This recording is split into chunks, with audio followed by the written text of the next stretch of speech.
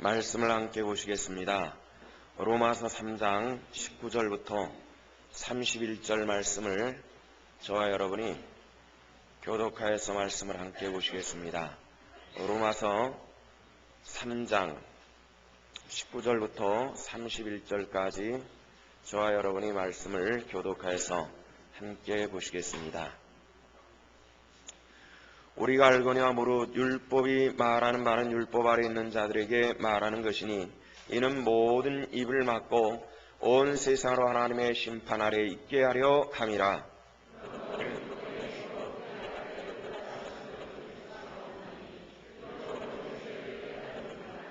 이제는 율법에 하나님의 한 의가 나타났으니 율법과 선자들에게 증거를 받은 것이라.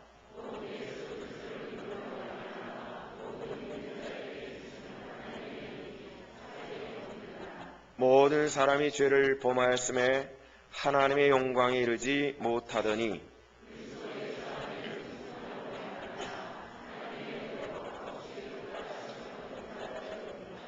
이 예수를 하나님이 그의 피로써 믿음으로 말미암아 화목제물로 세우셨으니 이는 하나님께서 길이 참으시는 중에 전에 지은 죄를 간과하심으로 자기 의로우심을 나타내려 하심이니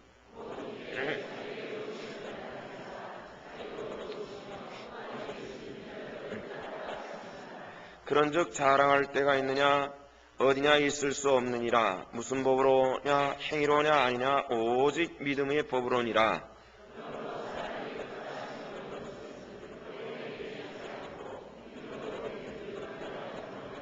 하나님은 다만 유대인의 하나님이시냐 또한 이방인의 하나님은 아니시냐. 진실로 이방인의 하나님도 되시느니라.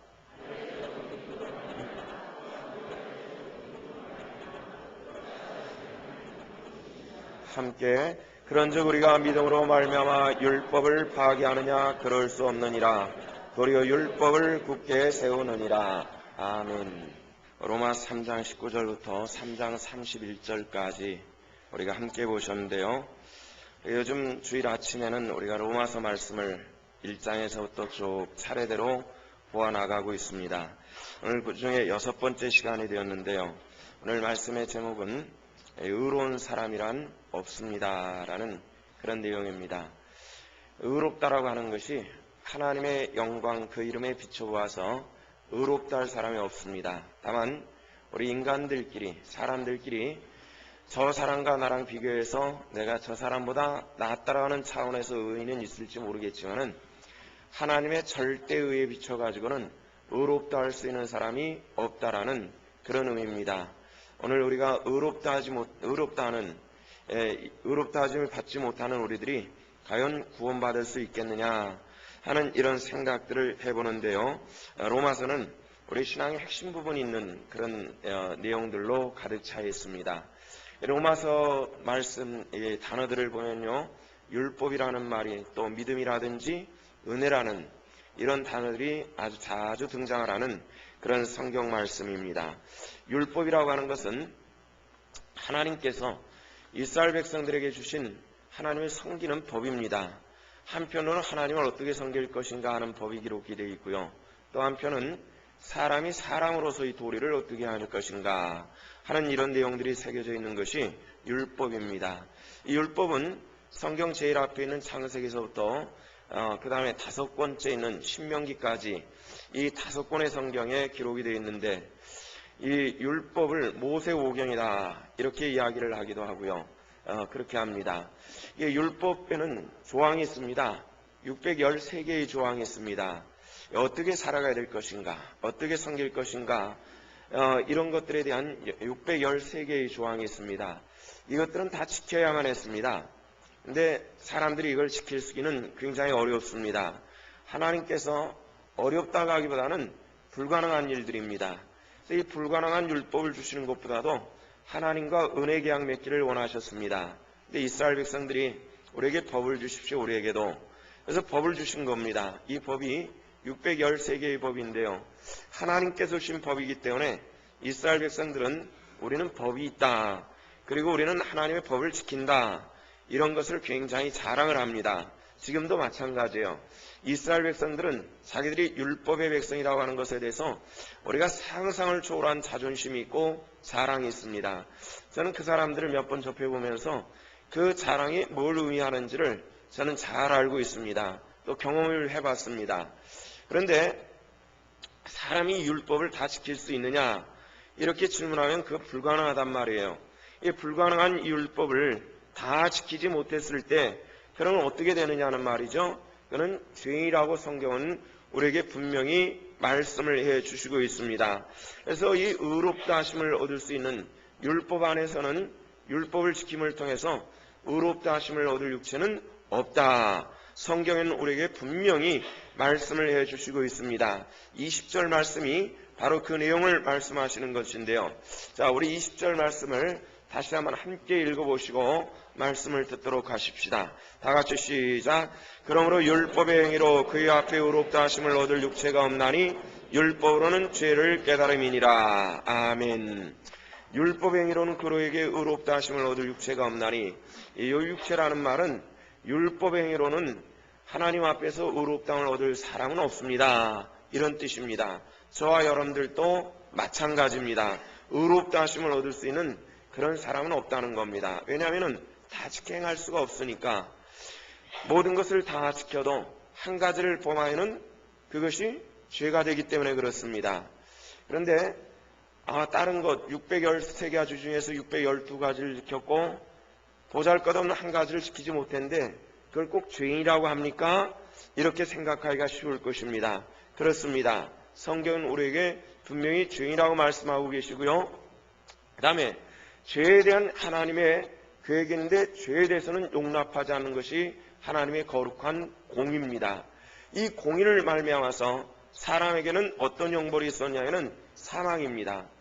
이런 죄는 징역 10년, 이 정도는 태형 10대 이런 것이 아니라 모든 죄의 대가는 사망이다. 성경 그렇게 말씀하고 있다는 거죠. 우리가 태어날 때부터 우리는 죄인로 태어납니다. 그 이유가 있어요. 아담 안에 있는 모든 사람들은 죄인로 태어나는 것입니다. 죄인이라고 말할 때 성경에서 에베소서 2장의 말씀에서는 우리에게 뭐라 말하냐면 죄와 허물로 죽었던 우리들이라 이렇게 얘기를 합니다. 다시 말해서 죽을 우리들, 죽을 뻔한 우리들 이런 것이 아니라 저와 여러분들이 이미 죄와 허물로 말미암아서 이미 죽었던 것입니다. 그 죽었다라고 하는 것은 뭘 의미하느냐면 생물학적 죽음을 얘기하는 것이 아니라 영적인 죽음을 의미하는 것인데 하나님과 관계없는 자가 되어졌다는 겁니다. 하나님과 관계없는 자가 되어졌다는 것은요, 우리가 하나님의 자녀 되었다는 것은 하나님의 후사가 되는 겁니다. 하나님의 백성이 되는 거죠. 예를 들어서 그렇습니다. 제가 만약 죽는다면은 저희 것을 제 아들이 상속을 하게 되어 있습니다. 다시 말해서 제 후사는 제 아들인 거죠. 우리가 하나님의 형상을 따라 창조되었다는 것은 하나님의 후사로 창조되어졌는데 그것이 하나님과의 관계 속에서 단절이 되었단 말이에요. 죄로 말미암아서 단절되어졌고 우리 안에 하나님의 형상이 있었던 것이 다 없어져 버리고 말았습니다.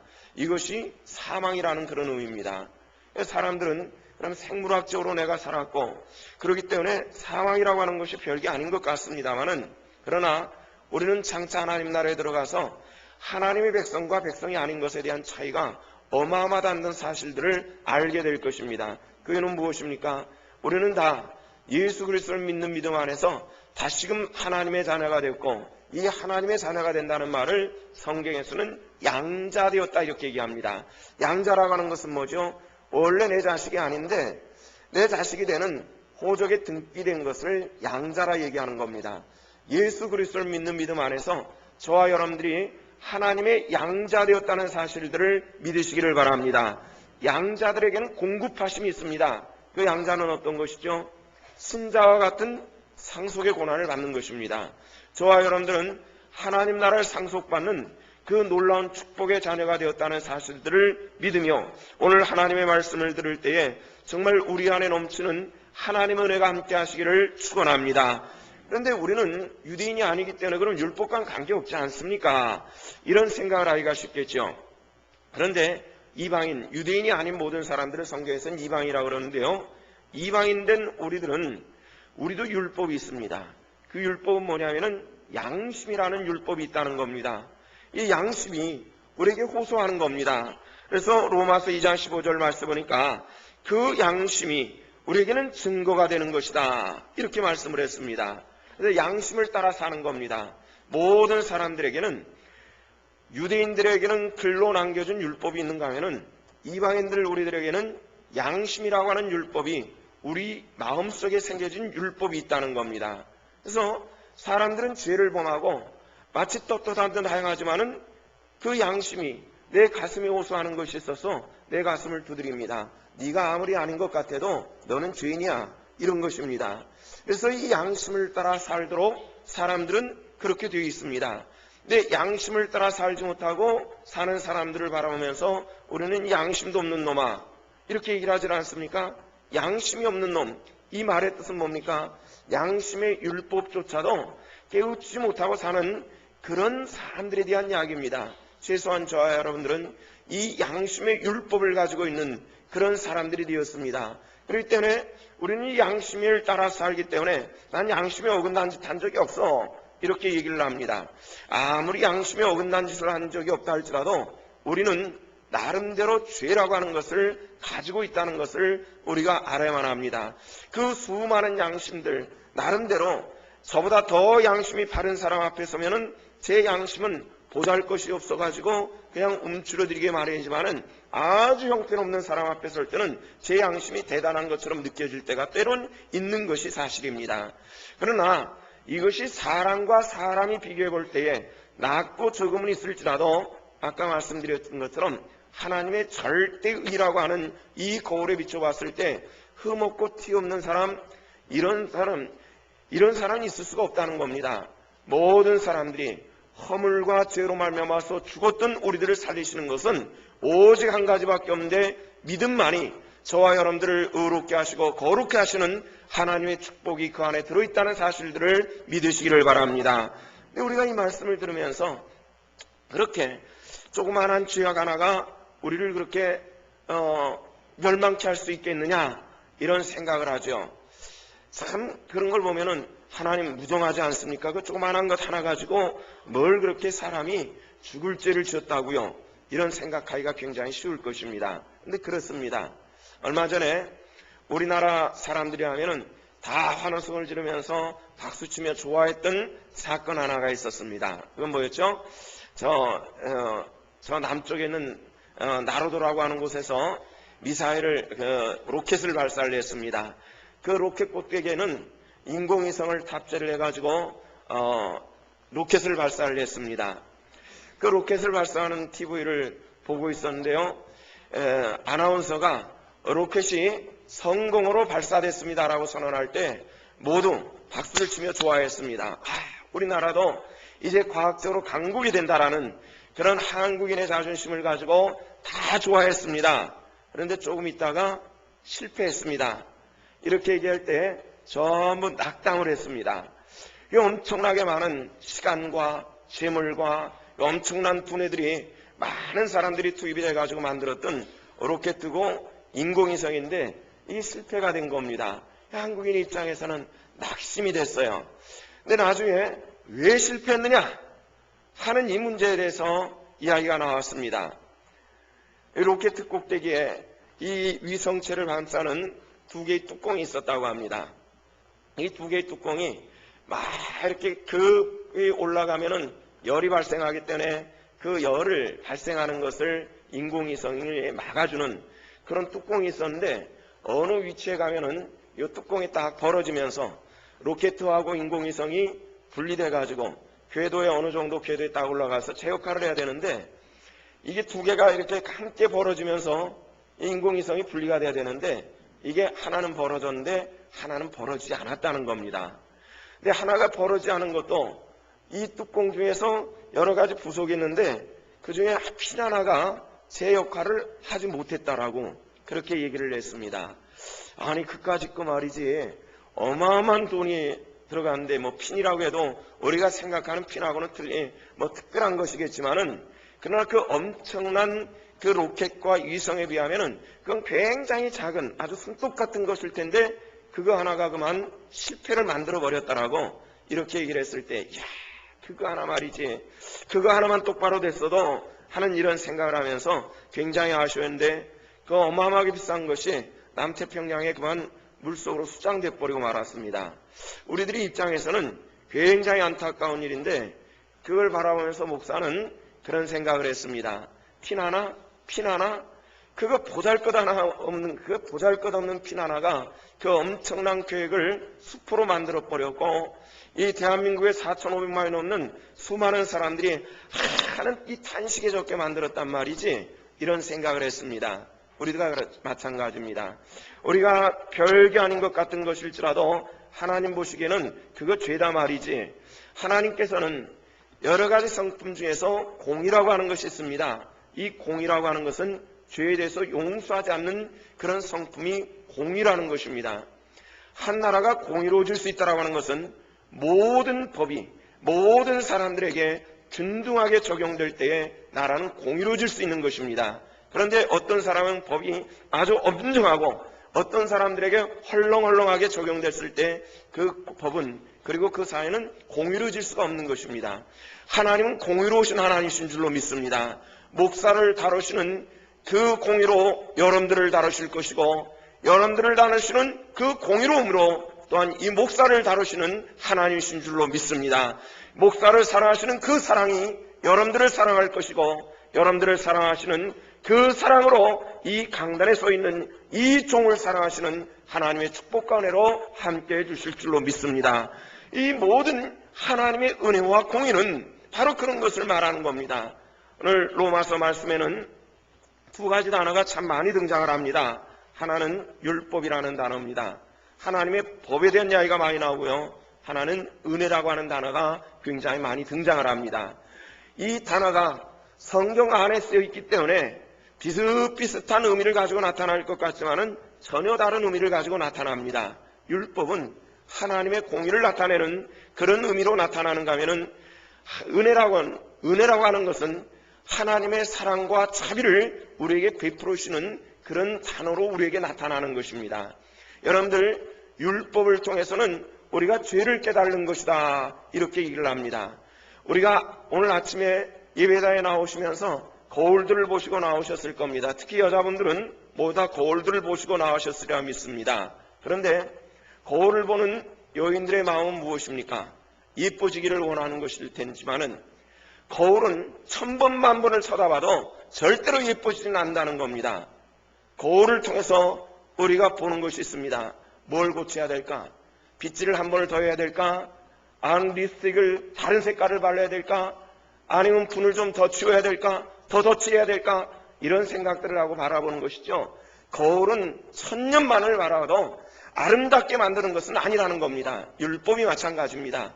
우리가 그 율법을 아무리 보고 또 보아도 그 율법이 우리를 거룩하게 하는 것이 아니라, 오늘 성경의 말씀에 보니까 20절 하반절에 보니까 율법으로는 우리가 죄를 깨달는 것이다, 이렇게 말씀을 했습니다. 율법으로는 뭘 깨달는다고요? 죄를 깨달는 것입니다. 믿습니까? 우리가 하나님의 말씀을 보며 율법을 볼 때 내가 하나님 앞에 어떤 모습인가를 발견할 수 있는 눈들이 띄어지는 우리 하나님의 권속들 되시기를 축원합니다. 그런데 그럼 율법을 통해서 뭐가 깨어져요? 죄가 깨우쳐졌단 말이에요. 이 죄로 말미암아서 죄가 깨우쳐졌으면은 죄로 말미암아서 죽은 나를 발견해야만 하는 겁니다. 그런데 우리는 죽었던 나를 살리시는 하나님의 은혜가 있으니 이것은 주의 은혜로 말미암아서 우리를 택하시고 부르셔서 예수 그리스도를 주로 영접하게 하시는 하나님의 축복이 바로 은혜라는 것입니다. 이것이 우리를 구속하시는 하나님의 놀라운 주의 축복으로 함께 하신 줄로 믿으시기를 바랍니다. 그런데 우리는 종종 이 율법, 우리는 유대인들이 가지고 있는 율법이기 때문에 그 율법 우리와는 상관이 없는 것 같습니다만은 사람들 나름대로 자기 안에 공로주의라고 하는 것을 가지고 있습니다. 공로주의라고 하는 것이 뭔 줄 아십니까? 이 정도면은 내가 의롭게 살았어, 이런 생각을 하는 것이 공로주의인데요. 스트로맨이라고 하는 기독교 의식을 분석하는 학자가 7,000명의 청년을 대상으로 해가지고 의식 분석을 했습니다. 그 의식 분석 중에서 제가 두 가지만 여러분들에게 소개를 한다면은 이런 것입니다. 당신이 하나님으로부터 인정을 받으려고 한다면은 무엇이 필요합니까? 이런 질문을 합니다. 당신이 한번 적용을 해보시기 바랍니다. 내가 오늘 하나님으로부터 인정을 받으려 한다면 가장 필요한 것이 뭘까? 이런 질문입니다. 뭐라고 생각하십니까? 나름대로 제각기 틀리겠습니다만은 약 60% 정도 되는 청년들이 이렇게 대답을 했다고 합니다. 선한 생활을 하는 것이 하나님으로부터 내가 인정받는 방법입니다. 이렇게 대답을 했다고 합니다. 이게 맞는 것 같습니까? 두 번째 질문입니다. 두 번째 질문은 하나님이 참으로 만족하실 수 있도록 한다면 그것이 뭘까요? 하는 이런 질문에 대해서 70% 정도 되는 청년들이 뭐라고 대답을 했냐면은 이렇게 얘기를 했다고 합니다. 최선을 다해 사는 것이 하나님을 만족하게 하는 것입니다. 이렇게 얘기를 했다고 합니다. 교회도 마찬가지입니다. 우리가 여러분들에게 의롭게 사십시오. 바로 살아야 됩니다. 밖에 나서 기독교인 창피 주면 안 돼요. 이렇게 얘기를 하기 때문에 선하고 아름다운 삶이 우리 기독교인의 신앙의 주체라고 생각하는 경우들이 굉장히 많이 있습니다만은 그것이 아니라는 겁니다. 그래서 우리가 그렇게 생각하기 때문에 간혹 내가 누군데, 내가 교회 뭘 해놨는데, 내가 교회 어떤 존재인데 이런 생각을 하고 그것이 우리 의가 되어버리는 이런 경우들이 굉장히 많이 있습니다. 우리가 이 자리에 나올 수 있는 오직 한 가지 조건이 있습니다. 그 조건은 무엇이냐면 저와 여러분들이 모두 다 하나님 앞에 죄인이라고 고백하는 자만이 이 자리에 나올 수 있고 하나님의 은혜를 체험할 수 있고 죄사함의 축복을 체험할 수 있다는 이 확고한 믿음으로 하나님의 은혜에 부딪힐 수 있는 이런 하나님의 권속들 되시기를 주님의 이름으로 축원합니다. 그렇지 않고는 우리가 하나님의 의를 우리가 체험할 수가 없기 때문에 그렇습니다. 우리가 잘 아는 사도 바울 잘 알고 계시죠? 신약 성경의 많은 부분을 기록한 주님의 제자입니다. 이분이 예수 그리스도를 믿지 않았어요. 주님께서 이 땅을 떠나신 다음에 그리고 부름받아서 사도가 된 사람입니다.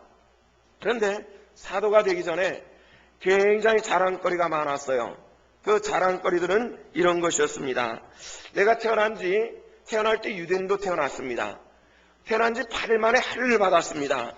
베냐민의 지파입니다. 베냐민의 지파라고 하는 것은 12지파에서 왕을 배출한 지파거든요. 그러니까 우리나라 여러 성씨들 가운데서 전주의 씨들은 자존심이 있죠. 2조 500년 동안에 이 땅을 다스렸다는 그런 이 종족의 그런 이 자신감이 있는 거라고요.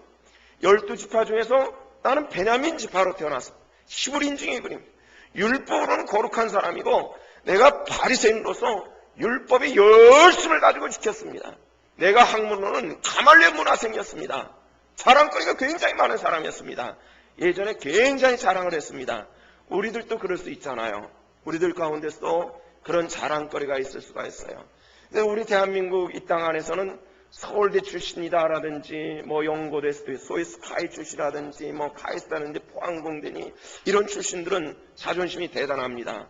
나 거기 나왔어. 이 자랑할 수가 있고요. 또 우리 집안도 어떤 집안이야. 이렇게 자랑할 수 있는 부분들도 얼마든지 있을 수 있다는 겁니다. 그러나 우리가 이것은 인간적인 자존심이고 자랑일 뿐이지 이것이 절대 우리를 구원하지는 않는다는 겁니다. 오직 우리가 주님 앞에 나왔을 때에 주님, 내가 주 앞에 죄인이라고 고백하는 바로 그것만이 주님께서 연락하실 만한 아름다운 것임을 기억하시고 오직 예전에 자랑했던 그 모든 것들을 사도 바울은 예수 그리스도를 영접하고 보니까 배설물처럼 여길 수밖에 없었다라는 그런 고백을 하고 있더라는 것입니다. 저와 여러분들이 이전에 자랑 다 버리고 오직 이제 우리가 자랑할 것은 예수 그리스도밖에 없습니다라고 고백할 수 있는 우리 신성의 권속들 되시기를 축원합니다. 이것이 우리가 살아가는 삶의 방편이고 그리스도인의 삶의 모습이기 때문에 그렇습니다. 그래서 우리에게 임하신 하나님의 절대 은혜는 무엇이냐면은 우리가 허물과 죄로 죽었던 우리를 택하시고 부르신 하나님의 축복과 은혜였습니다. 그래서 우리는 예전엔 예수 밖에 있을 때는 착하게 살면 천국 갈 수 있고 착하게 살면 지옥 가지 않고 되는 것인 줄 알았습니다. 그러나 이것은 우리 공로주의에 불과한 것이지 우리는 어떤 방법으로도 하나님의 자녀가 된 내 천국의 백성이 되는 것이 아니라 오직 한 가지, 딱 한 가지밖에 없습니다. 오직 예수 그리스도를 주로 영접하는 것만이 하나님의 자녀가 되는 권세를 우리 가운데 허락하여 주신 줄로 믿으시기를 바랍니다. 그렇게 사는 것입니다. 이것이 성도의 신앙인의 영적인 모습이기 때문에 그렇습니다. 그러면은 우리 대한민국 사람들은 아주 오랫동안 이 수도 종교인 이 불교라고 하는 것에 젖어 있어가지고 뭔가 그 사람들은 구원 얻기 위해서 뭐 참선도 하고 자비도 하고 그래도 갈까 말까 하는데 어떻게 구원이 그렇게 쉽게 되느냐 말이에요. 이게 굉장히 의문스러운 사람들이 많이 있는 것 같습니다. 요즘에 TV에 보면요, 우리나라에 아주 굉장히 재밌는 사람 한 사람이 나왔습니다. 허경영이라고 하는 사람이 나왔어요. 뭐 우주 댄스를 춘다 그래가지고 뭐 이렇게 하기도 하고요. 뭐 별짓을 다 하니까 사람이 왜 저렇게 우습게 됐을까 이런 생각을 하는데 요즘에 또 하나 들고 나온 게 있죠. 허경영 3번을 외치고 허경영 눈을 딱 쳐다보면은 모든 병이 낫는데요. 그러면서 TV에 나가서 시범을 보인다고 해서 허경영 자기 눈을 딱 쳐다 났어요. 이렇게 얘기하고서 아주 코미디도 아니고 굉장히 웃기는데요. 그런 걸 보면서 저도 좀 이런 생각을 했습니다. 우리가 볼 때 참 웃기는 그런 모습이에요. 근데 우리 기독교도요, 어떻게 보면은 허경영과 같은 모습이 있다는 겁니다. 구원받는 것이 딱 한 가지 조건밖에 없고, 고난의 십자가 지신 예수 그리스도를, 내가 예수 그리스도를 주님으로 영접합니다. 나 때문에 십자가 못 박히신 예수 그리스도를 내 주님으로 영접합니다라는 이런 고백을 통해서 모든 죄사함 받고 하나님의 자녀가 되었다라고 하는, 이것이 믿음의 눈을 가지고 보지 않으면은 허경영과 똑같은 이야기일 수 있다는 겁니다. 그런데 우리 한번 질문해 보십시다.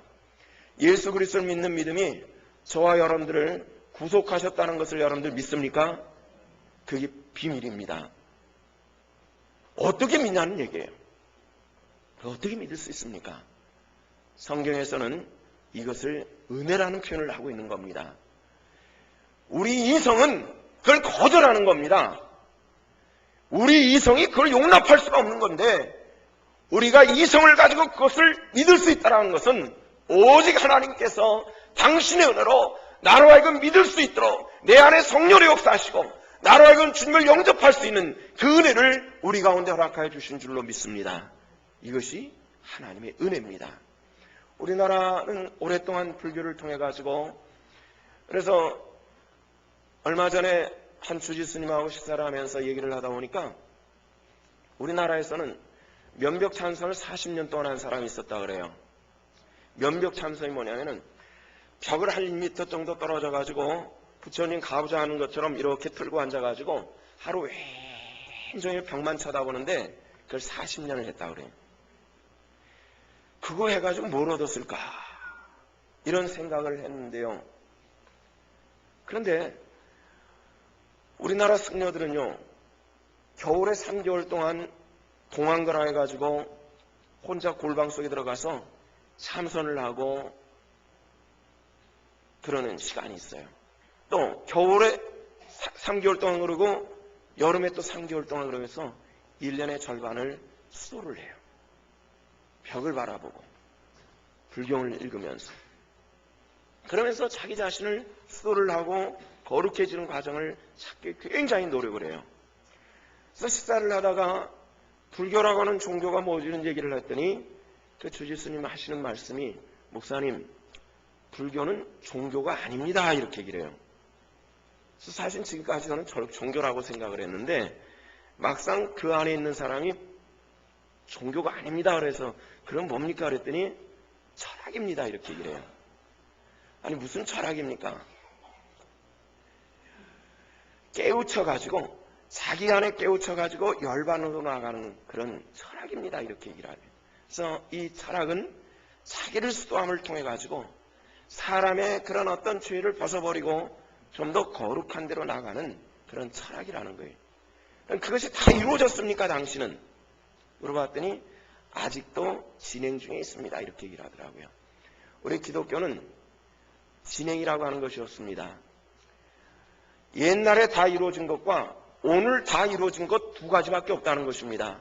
옛날에 다 이루어진 것은 뭐냐면은 죄와 허물로 죽었던 이라고 하는 옛날에 나의 영적인 상태는 죽었다라고 하는 그것이 이루어진 거예요. 사망으로 이루어진 것이고, 오늘 우리가 예수 그리스도를 믿는 믿음으로 다시 살았다라고 하는 생명으로 이루어지는 것, 이 두 가지밖에 없다라는 것입니다. 저와 여러분들이 옛날의 사망의 음침한 골짜기를 떠나서 예수를 믿는 믿음으로 하나님의 자녀되는 광명에 있으므로 우리는 그것으로 날마다 감사하는, 이것이 우리 신앙의 본체라는 사실들을 믿으시기를 바랍니다.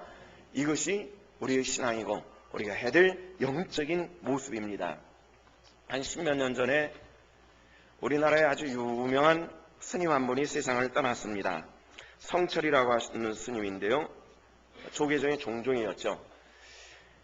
이분은 자기가 수도하는 남자에다가 철조망을 둘러 채워놓고 아무나 들어오지 못하게 하고요, 자기를 만나서 대화를 하기를 원하는 사람들은 1000번 또는 3000번 부처에게 절을 하고 나서 면담을 해줬다라고 하는 아주 전설적인 그런 사람입니다.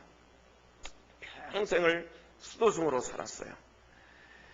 이런 분들이 세상을 떠나면은 열반송이라고 하는 것을 하는 모양입니다. 열반송.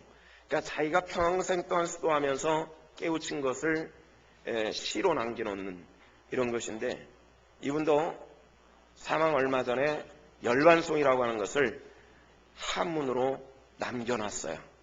제가 한번 읽어드릴게요. 한문에 이렇게 되어 있습니다. 생평기강 남욕은 미천즉 과수미 하람아비 한단만 일륜통 쾌벽산, 이렇게 한문으로 적어놨는데, 한문을 이렇게 해석을 합니다. 평생 남들에게 미친 헛소리만 하고 살았으니 그 죄가 수미산보다 크구나. 수미산이라고 하는 것은 불교에서 말하는 굉장히 커다란 그런 산을 얘기하는데, 그 수미산보다 그 죄가 나는 더 크다, 이렇게 얘기를 했습니다. 아비 지옥에 빠질 하니 끝이 없으니 내가 지옥에 빠질 것을 생각해 보니, 이런 뜻입니다. 아비규환이라고 하는 말이 있죠. 바로 그 아비지옥은 그런 의미를 가지고 있습니다. 솥돈에는 어저 청산에 걸려있네. 다시 말해서 평생 수도를 했어. 그분의 인격이라든가 이런 걸 모독하기 위해서 이런 얘기를 하는 것이 아니라 우리가 신앙의 구조라고 하는 것을 얘기하기 위해서 이런 말씀을 드리는 겁니다. 평생 수도를 했어. 참선을 하고 평생 수도를 냈는데 결국은 천국 갈 자신이 없다는 겁니다. 결국은 내가 지옥불에 빠질 것을 생각하니 탄식이 나온다라는 이런 의미의 시를 적어놓고 세상을 떠났습니다. 아마 기독교는 아니지만은 평생 수도를 하면서 나름대로 얻은 것이 이것으로는 구원받을 수가 없다라는 그런 결론을 얻었다라는 생각을 합니다. 우리의 수도, 우리의 행함, 우리의 의, 이것이 우리를 절대로 구원하지 않습니다. 오직 예수 그리스도께서 내 죄를 지시고 십자가에 못 박혀 죽으시고 그를 믿는 믿음이 저와 여러분들을 구원하시는 하나님의 놀라운 축복으로 우리를 인도하여 주신 줄로 믿습니다. 이것이 하나님의 은혜입니다. 그래서 24절에서는 그리스도 예수 안에 있는 구속으로 말미암아 하나님의 은혜로 값없이 의롭다 하심을 얻은 자가 되었느니라. 누가요? 저와 여러분들이 예수 그리스도를 믿는 믿음으로 의롭다 하심을 얻는 하나님의 자녀가 되어진 줄로 믿습니다. 따라서 이제 우리는 오직 한 가지를 통해서 구원을 얻습니다. 예수여, 나를 위해서 십자가 못 박혀 죽으셨으니 나는 주님을 믿습니다라는 이 고백을 가지고 하나님의 자녀되는, 오늘 우리가 이루어가는 것이 아니라 온전히 이루어주신 이 구원의 축복에 하나님의 권속들 되어지는 이 놀라운 권세가 우리 신성의 백성들에게 함께 주신 줄로 믿습니다. 이 은혜를 누리는 것이, 이 은혜를 따라 사는 것입니다. 그런데 문제가 있습니다. 오늘 31절 말씀 보니까 그런즉 우리가 믿음으로 말미암아 율법을 파기하느냐, 그럴 수 없느니라. 도리어 율법을 굳게 세우느니라. 행함으로 구원받지 못한다 했으니까 행함을 없애버리겠느냐? 아니니라. 믿음의 사람들은 오히려 행함의 완전함을 추구해 가느니라. 이런 뜻입니다. 구원받은 하나님의 백성이 되었으니 이제 우리는 행함을 통해서 구원받는 것이 아니라 행함을 통해서 하나님을 영화롭게 하는 그런 사람이 되었다는 겁니다. 오늘 이상하게 다른 종교랑 비교를 자꾸 하게 돼서 좀 민망합니다만은, 천주교 보면은 여러 이 구제단체들이 있습니다. 우리 기독교인들도 많이 있고요. 그런데 이 구제단체가 존재하는 원인이 틀리다는 겁니다. 천주교는 이 구제를 통해 가지고 덕을 쌓는다라는 이런 생각을 하고, 이것이 구원과 연결되는 이런 교리적인 특성을 가지고 있습니다. 우리 기독교는 그렇지 않습니다. 내가 아무리 많은 사람을 구제하고 그들을 돌보고 그들의 삶을 돌아봤다 할지라도 구원과는 1%의 관계도 없습니다. 오직 구원은 딱 한 가지입니다. 하나님의 은혜로 말미암아 되어진 줄로 믿으시기를 바랍니다. 그럼 왜 구제하고 그런 선한 삶을 살도록 우리는 일생을 합니까? 그것은 우리가 구원받은 사람의 삶에 좌표가 있기 때문에 그렇습니다. 하나님을 영화롭게 하는 것이 우리에게 주어진 주님의 명령이기 때문에 그렇습니다. 구원 얻은 백성이 되었거든 하나님을 영화롭게 하는 이 삶 속에서 주일들을 드러내는 하나님의 권속들 다 될 수 있기를 주님의 이름으로 부탁을 드립니다. 그러므로 사람이 의롭다 하심을 얻는 것은 율법의 행위에 있는 것이 아니라 28절의 말씀에 보면 그렇습니다. 우리 28절 말씀을 함께 읽고 말씀을 마치도록 하십시다. 다 같이 시작. 그러므로 사람이 의롭다 하심을 얻는 것은 율법의 행위에 있지 않고 믿음으로 되는 줄 우리가 인정하노라. 여러분들도 인정하십니까? 아멘이십니까?